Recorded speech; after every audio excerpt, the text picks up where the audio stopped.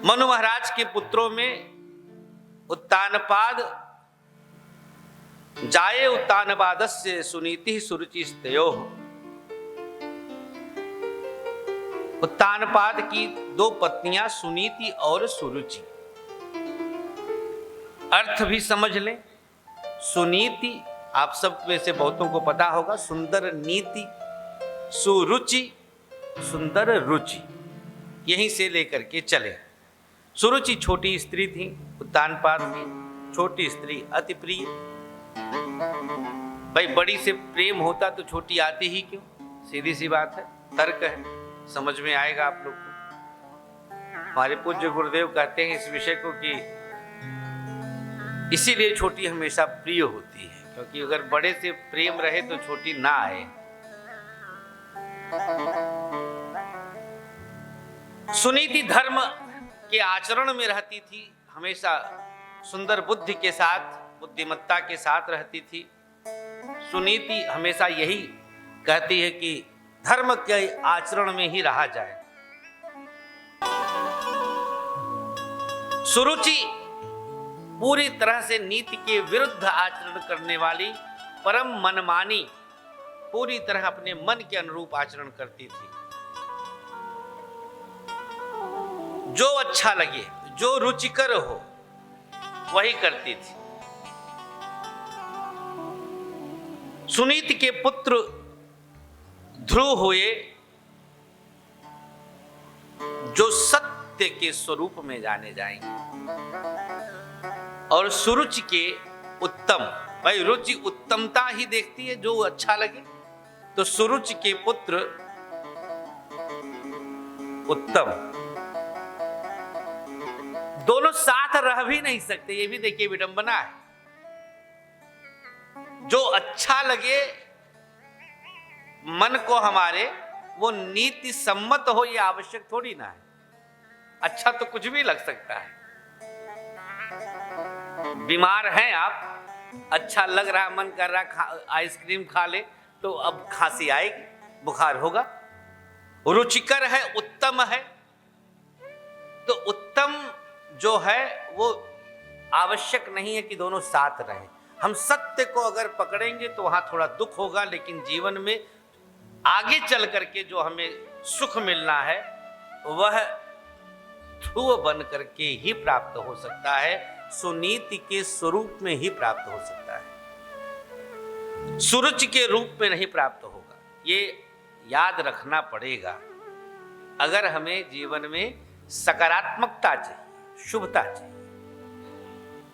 इसे ध्यान में रखना होगा। समय बीता, समय के साथ सुनीति को राजा ने घर से निकाल दिया, राजमहल से दूर एक छोटा सा मकान बना करके दे दिया, जहां पर वो ध्रुव को लेकर के पालन पोषण करने लगी। क्योंकि राजा को सुरुचि पसंद थी, उत्तानपाद को सुरुचि पसंद थी, सुनीति नहीं पसंद थी। नीतियां उनको अच्छी नहीं लगती थी। ध्रुव को रूखा सूखा भोजन, प्रजाओं के बच्चों के साथ खेल कूद, और वहीं उत्तम का जीवन, उत्तमता के साथ, परम ठाट बाट के साथ।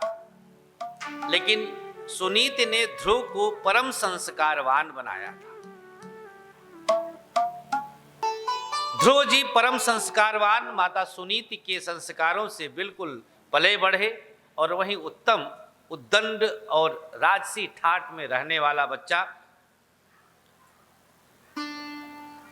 एक दिन खेल खेल में बच्चों ने ध्रुव जी को बताया पिता के विषय में कि तुम्हारे पिता इस देश के राजा उत्तानपाद हैं। अब तक ध्रुव जी को पता नहीं था। बालक ध्रुव चौंक जाते हैं, उन्हें विश्वास नहीं होता है, क्योंकि कभी माता ने जिक्र नहीं किया था, बताया नहीं था। सुनते ही भागे भागे मां के पास आए, पूछते हैं मैया हमारे पिता कौन है? मां तो बिल्कुल सत्यनिष्ठ, उन्होंने स्वीकार किया कि राजा उत्तानपाद तुम्हारे पिताश्री हैं। अब तो बालक ध्रुव प्रसन्नता से एकदम विह्वल हो जाते हैं, क्योंकि अब तक उन्हें ज्ञात नहीं था। भागे भागे जाते हैं, राजमहल देखते हैं, राजा बैठे हैं सिंहासन पर और गोद में एक पुत्र बैठा है।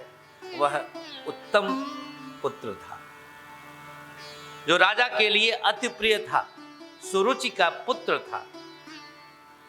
और दौड़े दौड़े गए, पिता पिता कहते हुए गोद में कूद के बैठ जाते हैं। बाल स्वभाव स्वाभाविक है। राजा चिपक जाते हैं, जैसे सुनते हैं कि भाई मेरा पुत्र है, ममत्व तो जागृत होता है और हृदय से लगा लेते हैं। लेकिन ठीक उसी समय सौतेली मां सुरुचि आ जाती हैं और जैसे देखती हैं पकड़कर हाथ झटक देती हैं, दुत्कार देती हैं। बालक ध्रुव दूर खड़े होकर के रुदन करते हैं और बड़ा बुरा लगता है, हृदय को कचोटता है। लेकिन चूंकि संस्कारवान है, माता के संस्कार हैं उनके अंदर, रुधा हुआ कंठ लेकर के अपनी मैया के पास आते हैं और आंसुओं के साथ कहते हैं कि मां, मुझे भी पिता के गोद में बैठना है।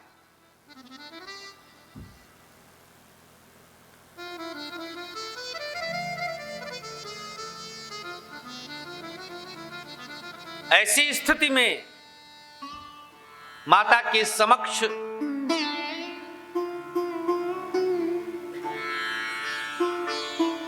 कुछ नहीं सूझता है। बालक ध्रुव आगे बात बोलते हैं कि मां, मेरा बड़ा अपमान हुआ है, बड़ा अनादर हुआ है, पिता की गोद से मुझे दुत्कार करके माता सूरज ने झिटक दिया। मां कहती है कोई बात नहीं बेटा, वो भी तुम्हारी मां है, क्योंकि ये सुनीति है तो नीति ही बताएंगी। माता तो माता है, मां कुमाता कैसे हो सकती है?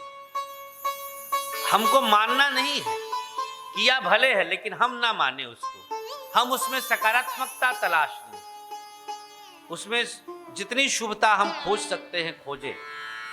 ध्रुव ने कहा कि मां, उन्होंने आपका भी अनादर किया है, मैं अपना अनादर तो सह लूंगा, लेकिन आपका अनादर मां मैं नहीं सह सकता। उन्होंने आपका भी अनादर कर दिया है। पूछी अच्छा कैसे अनादर किया? बोले उन्होंने कहा कि अगर पिता की गोद में बैठना है तो तुम्हें मेरी कोख से पैदा होना पड़ेगा, तुम सुनीति की कोख से पैदा हुए हो, इसलिए तुम पिता की गोद में नहीं बैठे हो। ये तो सीधे आपकी कोख को गाली है मां, ये तो आपकी कोख का अनादर है, मैं इसे कैसे बर्दाश्त कर सकता हूं। यहां पर सुनीति निरुत्तर हो जाती है, उनके समक्ष कोई उत्तर सूझता नहीं है कि कैसे हम इन्हें समझाएं। बालक ध्रुव कहते कि भगवान में प्रीति लगाओ, भगवान चाह लेंगे तो तुम्हें जरूर पिता की गोद प्राप्त होगी। बिना भगवान की कृपा के कुछ नहीं होता है। बहुत समझाती हैं, बड़ा प्रश्न उत्तर होता है यहाँ पर। ध्रुव ने बहुत प्रश्न किया कि भगवान को इतना आप पूज रहे हैं, लेकिन फिर भी आपको कष्ट तो दे रहे हैं भगवान ना। ज्ञानी है ध्रुव भगवान, उनके अंदर ज्ञान है। बहुत जब नहीं माना बच्चा तो उन्होंने कहा कि बेटा एक ही रास्ता है कि तुम तप करो, तपस्या करो, और कोई रास्ता नहीं है। भगवान को प्राप्त करो और उनसे मांग लो। दुनिया भगवान से मांगती है, तुम भगवान से मांगो। भगवान से ही मांगना चाहिए, लेकिन मांगने का एक रास्ता है, विधि है। जैसे कल हम आप लोग को बताए थे कि भगवान कैसे मिलते हैं, वो रास्ता है, उस रास्ते पे चल करके भगवान मिलते हैं। मिलते हैं ये तो निश्चित है, ये शास्त्रीय प्रमाण है, ये कोई कहने वाली बात नहीं है। मिलते हैं भगवान।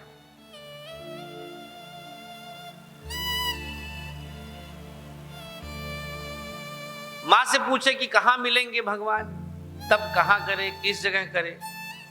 ईशावास्य विदम सर्वम, भगवान हर जगह व्याप्त है। जहां चाहो वहां पर भगवान को प्राप्त करो, बस तप करना है तुम्हें। ध्रुव जी के संस्कार जागृत होते हैं।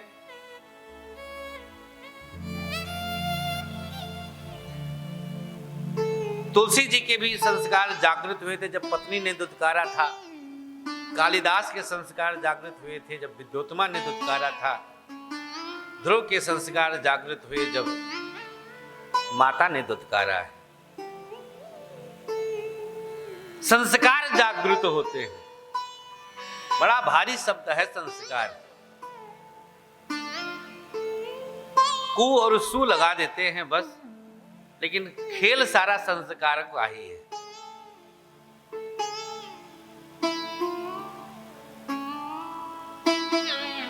मां से कहे कि मैं तप करूंगा और भगवान को प्राप्त करूंगा, कुछ भी हो जाए। मां ने कहा कि बच्चे हो, अभी बहुत छोटे हो, थोड़े और बड़े हो जाओ, तप के योग्य हो जाओ और फिर तप करना। लेकिन ध्रुव के अंदर तो अब जिद आ गई है, क्योंकि मां का अनादर एक्सेप्ट नहीं हो सकता। मां के अनादर के कारण वो बिल्कुल बर्दाश्त नहीं किए। ऐसी स्थिति में मां का बस आशीर्वाद लेते हैं और निकल पड़ते हैं। मां ने बहुत समझाया, एक मां समझा ही सकती है, लेकिन बालक ध्रुव के जिद को देखकर और उनके हठ को देखकर, दृढ़ प्रतिज्ञता को देख करके मां ने रोका नहीं। ध्रुव भगवान निकल जाते हैं।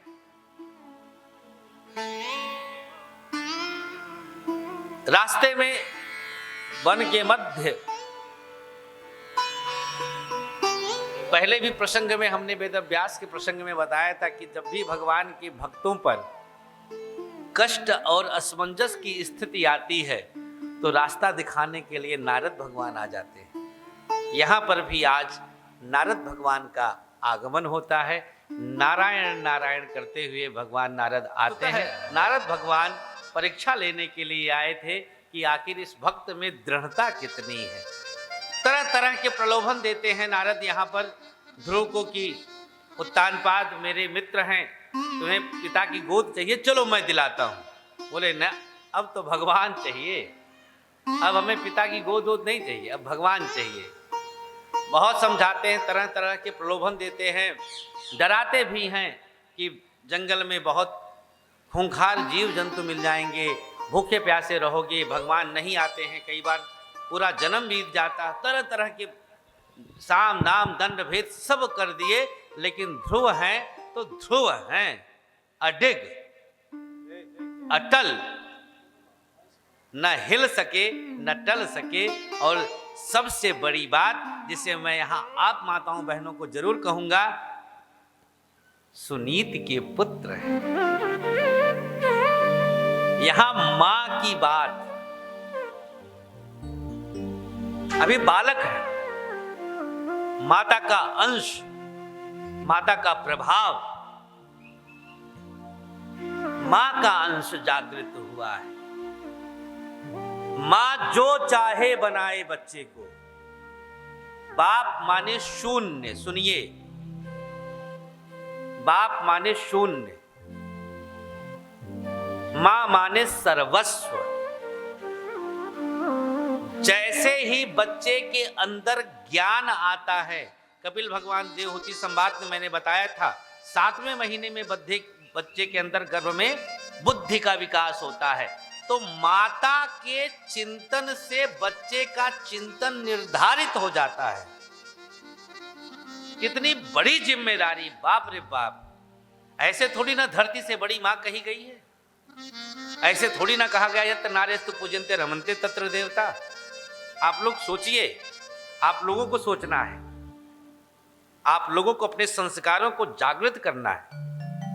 पूजनीय आप ऐसे नहीं है, वंदनीय आप ऐसे नहीं है। हाँ, बस एक शर्त है, सुनीति बननी पड़ेगी। नियम, नीति। नीति क्या है? हमारे शास्त्र के अनुसार है, शास्त्र से इतर कुछ नहीं। कुछ भी पहन लिया, कुछ भी ओढ़ लिया, कुछ भी बक दिया, कुछ भी खा लिया, कुछ भी कर दिया। वो एक इंग्लिश में आजकल बहुत प्रचलित वाक्य है, महिलाएं खूब बोलती हैं, माई लाइफ माई चॉइस। नष्ट कर देता है, खत्म कर देता है। Go to hell with this sentence, हम ये कहेंगे। ये क्या है?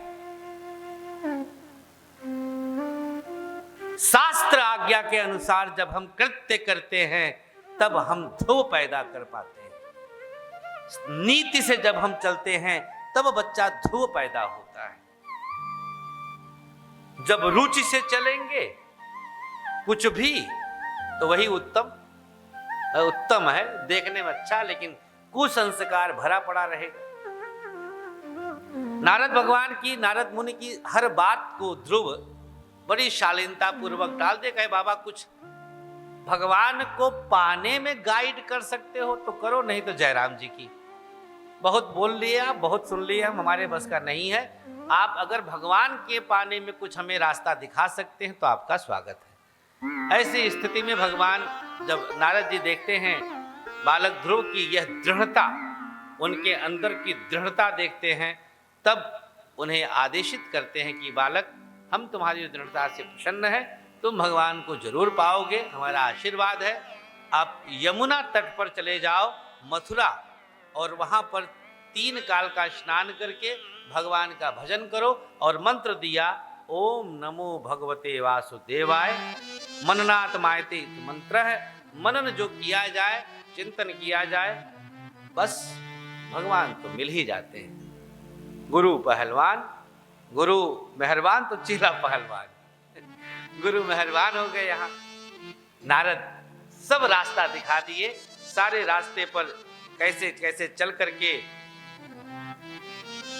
भगवान को तुम्हें प्राप्त करना। वहां पर इतनी कठोर तपस्या किया ध्रुव ने, उपवास करते हुए पहले सिर्फ जल पीना शुरू किया, फिर सिर्फ पत्तियां खाना शुरू किया, फिर वो भी छोड़ा। कुछ महीने बाद फिर सिर्फ वायु पी करके जब तप करना आरंभ किया, प्राण वायु को खींच लिया, तो संपूर्ण सृष्टि में हाहाकार मच गया। इतना कठोर तप, ऐसा तपस्वी, और फिर इस तप के आगे भगवान को झुकना पड़ गया, क्योंकि भगवान तक हाहाकार मचा, सृष्टि में अंधकार छा गया। सब भगवान के पास जब गए कि भगवान ये क्या हो रहा, तो उन्होंने कहा कुछ हो नहीं रहा है, मेरा भक्त तप कर रहा है। और भगवान भक्त के पास आ जाते हैं। भक्त कैसा? ध्रुव जैसा। इधर बालक ध्रुव तपस्या से बिल्कुल तल्लीन और हृदय में भगवान को अपने धारण किए हुए हैं। भगवान अंदर दिख रहे हैं और भगवान बाहर भी आ गए हैं, लेकिन बालक ध्रुव ने नेत्र नहीं खोला। भगवान बार बार निवेदन करते हैं कि पुत्र नेत्रों को खोलो, मैं आ गया हूं। लेकिन बालक ध्रुव कैसे नेत्र खोले? उनको डर लगा है कि अंदर जो भगवान दिख रहे हैं कहीं वो अंदर ध्यान ना हो जाएं, गायब ना हो जाएं। बहुत कहने के बाद भी जब नहीं खोले तो भगवान ने धीरे से अपने शंख से उनके गालों को स्पर्श कर दिया। ऐसा करते ही बालक ध्रुव ने नेत्र खोला। जब नेत्र खोला तो देखा कि सामने भी भगवान, और वही हैं जो झांकी अंदर थी।